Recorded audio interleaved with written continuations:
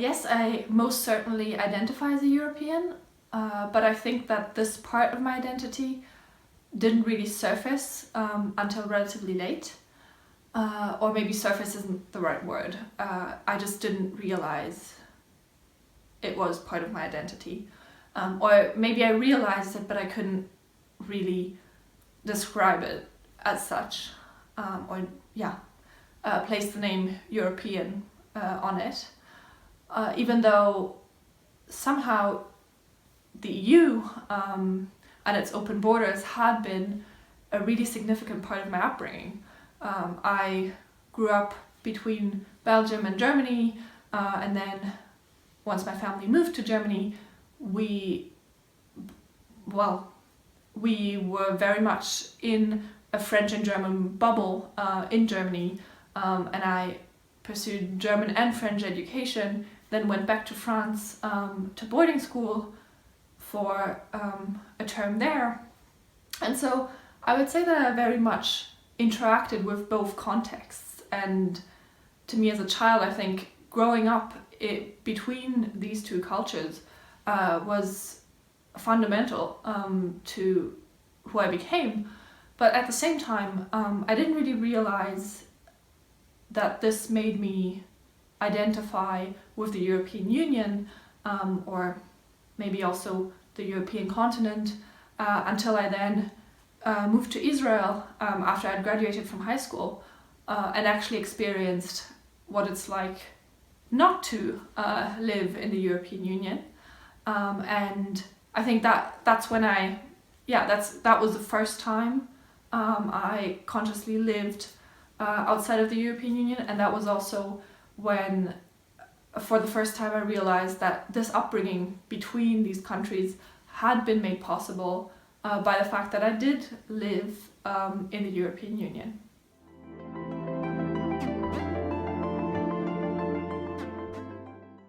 My European moment was the introduction of the euro, but I would say that it wasn't precisely the moment of the introduction of the euro, but more the irrelevance of that moment in my later life that was formative. So let me explain that. When the euro was introduced, I was in primary school. My family had just moved to Belgium 2 years ago. And so I recall as well how before we left Belgium, I would get the German mark from my grandparents. And I remember the introduction of the euro because it was quite an issue that we discussed in school. Even though it was just primary school, our teachers would print out coins and attach them to posters, print out pictures of coins, attach them to the wall, and we would discuss that this was the new currency we now had. I don't think I necessarily realized what it meant at the time, but I did realize that something was changing. And my parents gave me this collection book where you could collect coins from all member states. And so my brother and me would spend the next couple of months trying to collect coins from countries that were maybe less or coins that were less accessible because they were from faraway countries, and that was probably how I remember the introduction of the euro. And then I think quite a significant moment in my relation to that, or to how I related to the introduction of the euro later on, was that as a teenager, I think I must have been 13 or 14 years old, I needed money, and I remember going through the stuff I had behind my desk and finding that book, and then I walked up to my brother and I asked him, well, do you still have that book? Because somehow I felt guilty only having the idea of destroying that book. And then he said, well, no, I've destroyed it a long time ago. So that's what I did. And I had lots of coins. There was quite a lot of money in there. And to be honest, I didn't feel that guilty about it after all. And it didn't have much of a significance. And I think that insignificance is actually what shaped my understanding of Europe, namely the fact that whilst I was growing up, I never really realized what the EU meant because I took it for granted. So, as I said before, I grew up in a German and French context. I had many chances to go abroad, to travel, but I never really acknowledged that all of that was due to the EU until much later, when I engaged with the EU politically and academically. But I think it was very much the fact that this collection book that my parents gave to me, which for a couple of months was clearly significant, then turned into something that lost its value, or maybe gained in monetary value, but not much else.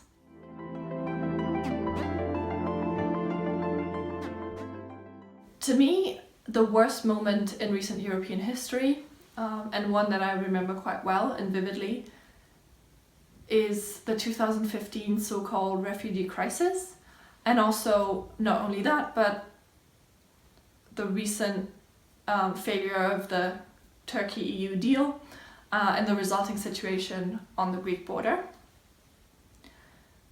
I think this was, to me, the worst moment in recent European history because it showed that still many Europeans and many leaders seem to think that the price for openness within the EU, the price for preserving Schengen, has to be a very tough policy on its outside borders.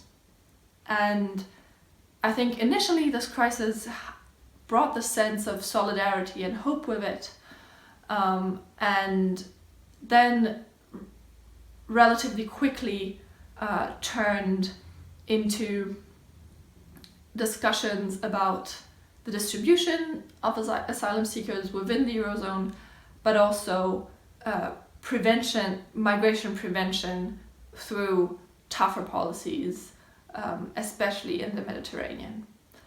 And I was hoping that reaction wasn't extremely promising, but I was hoping that somehow this crisis could have led us to a more general and broader and comprehensive discussion about how we could reform the Dublin Agreement, and how more secure migration routes could be established.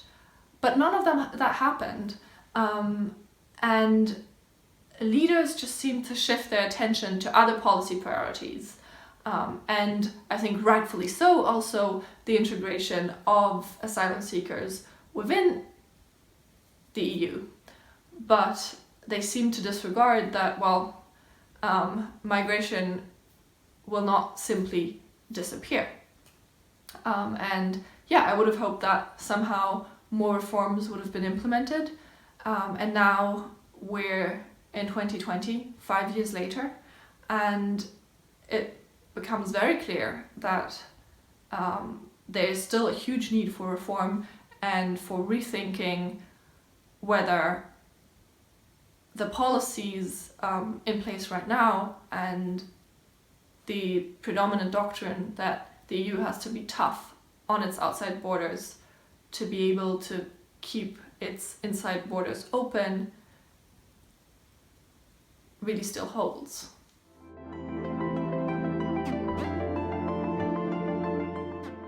So I think, to me, the best moment in recent European history was the climate movement mobilization across Europe. When I started thinking about a best European moment, I have to say I found it quite hard to come up with a moment. And I think that's also because somehow we tend to focus, we tend to focus on the worst moments, or we tend to maybe also shift our attention to moments of crisis, and those crises are what sticks with us. But anyway, so I think the mobilization of so many young people, especially throughout Europe, was a really positive moment. And I think that's also because it really showed how grassroots movements can make an impact and can have a say within the European Union. And I think it also created some sense of a European civil society, if not somehow a sense of more global movements. And I think that's definitely something that we've been lacking in the EU in recent years. Also for young people to get a sense that they can have a say and they can make their voice heard, which I think is extremely important for making young people care about politics. So I think that was a really strong moment for European societies, and still is, even though it's currently overshadowed by the COVID pandemic, but the movement is still there, and I think that gives me a lot of hope for the future of the EU.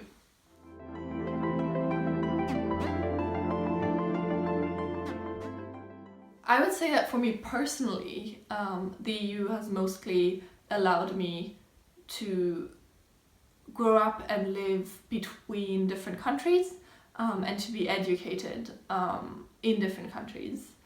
And I mean, I've talked about this before, but it continues beyond my primary and secondary education. So after I'd graduated from this French and German high school, I then went on to study first in Scotland and now in England, which, well, at the time when I started studying in both places, both of those were still in the EU. So yeah, I think that in doing so, I've not only been able to access education in different languages, in different systems, being exposed to different education styles, but I've also been able to obviously connect with lots of people, both from these places, but also from other countries. And I think that exchange and being surrounded by so many people who had so many stories to tell is definitely something that the EU contributed to. And yeah, that was a huge opportunity I had in my life so far.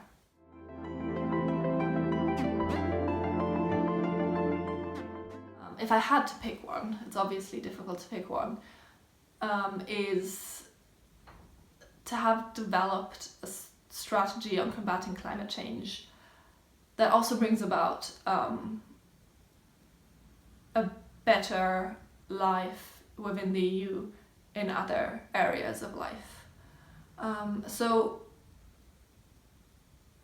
as much as the current COVID pandemic has very much shifted our attention and priorities to immediate solutions, I think it's also an opportunity to actually rethink whether we want to go back to the kinds of societies that we had in Europe prior to the crisis. And I think importantly, it also allows us to reconsider how we want to